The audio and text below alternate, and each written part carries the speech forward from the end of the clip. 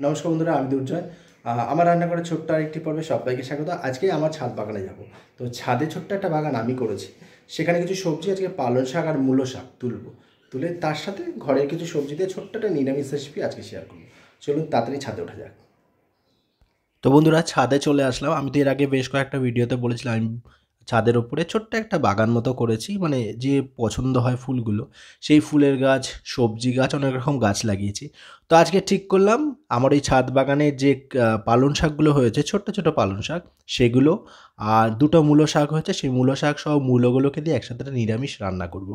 তো ছাদে চলে এসেছি। দেখুন, বেশ কিছু গাছ আমি দেখিয়ে দিলাম ভিডিওতে, সব দেখাতে পারলাম না।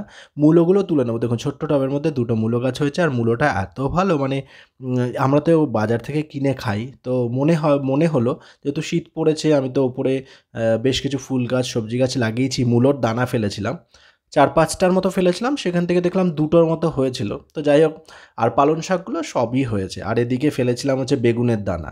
তো বেগুন গাছও বেরিয়ে গেছে, ওগুলো আলাদা আলাদা করে এক একটা টবে মানে বসাতে হবে। তো যাই হোক, এগুলো মোটামুটিভাবে আমি সাজিয়ে নিয়েছিলাম। আর পরিচর্যা তো প্রচুর করতে হয়, নাহলে ঠিকঠাক থাকে না। লঙ্কা গাছের লঙ্কাগুলো দেখুন কত বড় বড় এসছে, এগুলো কুল লঙ্কা, কিন্তু দেখলাম একটু সাইজে বেশ বড়ই হয়েছে। তো যাই হোক, কথা বলতে বলতে মূলো দুটো তুলে নিলাম আর ধুয়ে নিলাম। আর এখান থেকে পালং শাকগুলোকে আমি ছোটো ছোটো করে কেটে বার করে নেবো। আর শেকড় যেগুলো রয়েছে সেগুলো থাকবে, এগুলো থেকে আবার হয়তো বেরোবে।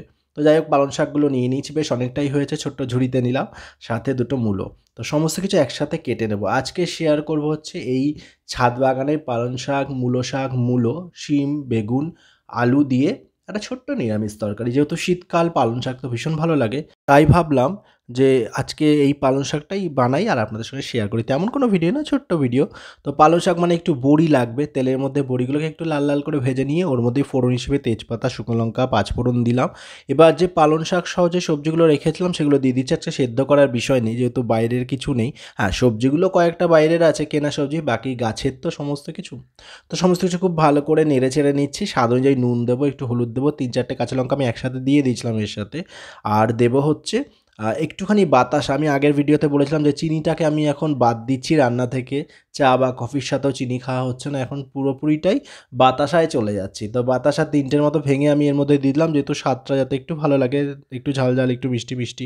তো যেমন ভাবনা তেমন কাজ, একটু জল মিশিয়ে দিলাম। তো মোটামুটি ঢাকনা চাপা দিয়ে দেবো, বেশি সময় লাগবে না, জিনিসটা পরিমাণেও তো কম।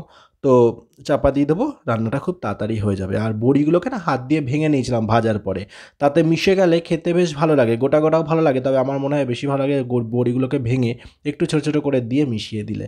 তো আজকে এভাবেই রান্নাটা করলাম। এটা হয়ে গেছে, মানে হয়ে গেছে বলতে ঢাকনা চাপা দিচ্ছিলাম, হয়ে গেছে। এবার নাবানোর আগে মাকে যেটা দেখতাম ছোটোবেলায়, একটু গামাখা করার জন্য আটা দিতেন, অনেকে কিন্তু চালের গুঁড়িও দেন। তো আমি এখানে আটা দিয়ে একটু নেড়ে চেড়ে বেশ কিছুটা সময় রেখে নামিয়ে নেবো, পরিবেশন করবো গরম গরম ভাতের সাথে, অথবা পছন্দ হলে রুটির সাথেও খাওয়া যেতে পারে, কারণ পালং শাক কিন্তু রুটির সাথেও খায়, বা লুচি, পরোটা, সব কিছুর সাথে খাওয়া যেতে পারে। পালং শাকে তো বিভিন্ন ধরনের রেসিপি হয়।